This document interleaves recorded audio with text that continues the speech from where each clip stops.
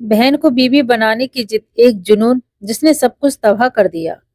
आरव, जल्दी आ, पतंग कट गई। निधि छत से चिल्लाई। आरव हंसते हुए आया।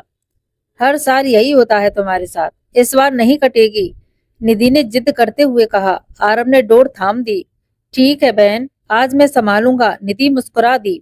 उसे अच्छा लगता था जब आरव उसे बहन कहकर बुलाता था। उसे उसमें कुछ सुरक्षा महसूस होती। नीचे आंगन में माँ की आवाज आई। दोनों नीचे आ जाओ, चाय ठंडी हो रही है। आ रहे हैं मम्मी, दोनों एक साथ बोले। सालों बाद एक शादी का माहौल था। निधि कमरे से बाहर आई, साधारण सा सूट, हल्का सा मेकअप। अरे वाह, आरव के मुंह से निकल गया। आज तो तुम अलग लग रही हो। वह रुक गया। क्या? निधि ने हंसते हुए पूछा। आज तो तुम अलग लग रही हो, आरव ने नजरें हटाते हुए कहा। शादी है ना, इसलिए, निधि हंस दी। तुम भी ठीक ठाक लग रहे हो। वह आगे बढ़ गई, लेकिन आरव वहीं खड़ा रहा। उसने दिल में एक अजीब सी हलचल थी। यह मैं क्या सोच रहा हूँ, उसने खुद से कहा, लेकिन सोच रुकी नहीं। रात को फोन बजा। हेलो निधि, आरव की आवाज थी। हाँ बोलो, निधि ने सामान्य लहजे में कहा। आज अच्छी लग रही थी तुम।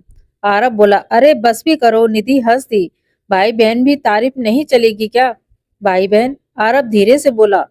क्या कहा? निधि ने पूछा।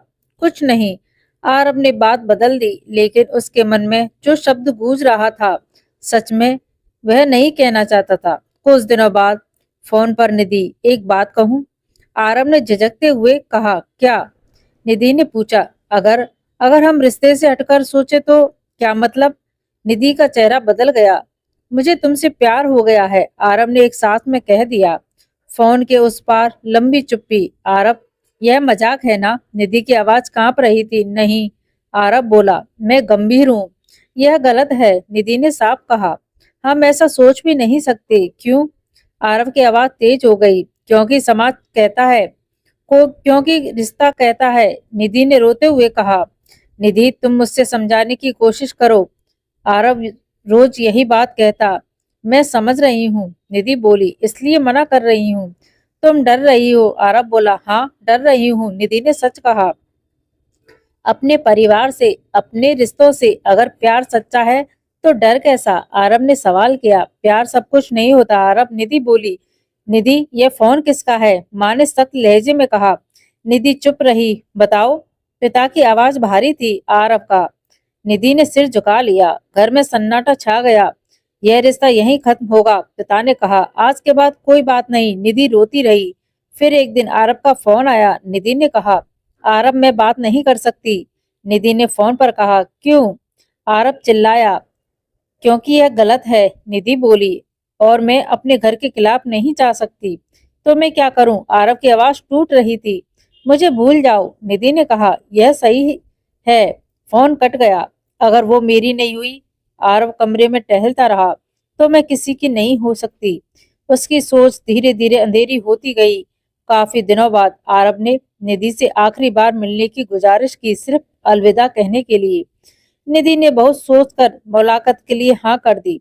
वह नहीं जानती थी कि सामने वाला अलविदा नहीं, कुछ और तय करने वाला है।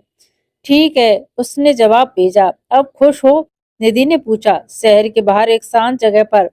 शाम का समय था, लोग भी कम थे। दोनों मिले। कुछ देर बातें हुई। अचानक आरव का व्यवहार बदल गया। निधि को कुछ समझ आता उससे पहले ही सब कुछ खत्म हो चुका था। अगली सुबह एक लड़की बेहोशी की हालत में मिली। पुलिस पहुंची। जांच शुरू हुई। मोबाइल रिकॉर्ड, आखिरी कॉल, मुलाकात की जगह हर सुराग एक ही नाम की ओर इशारा कर रहा था। आरव। पूछताछ में सामने आ गया। आरव ही था वह। प्यार नहीं था, यह जिद थी। एक ऐसी जिद जो अपराध बन गई। दोस्तों, हर चाहत को प्यार मत समझिए। कुछ रिश्ते इज्जत के लिए होते हैं, जुनून के लिए नहीं। नहीं को स्वीकार करना सीखिए, क्योंकि नहीं मानना कभी कभी सबसे बड़ा अपराध बन जाता है। तो अगर आपको यह कहानी अच्छी लगी हो तो चैनल को सब्सक्राइब करना ना भूलें। धन्यवाद।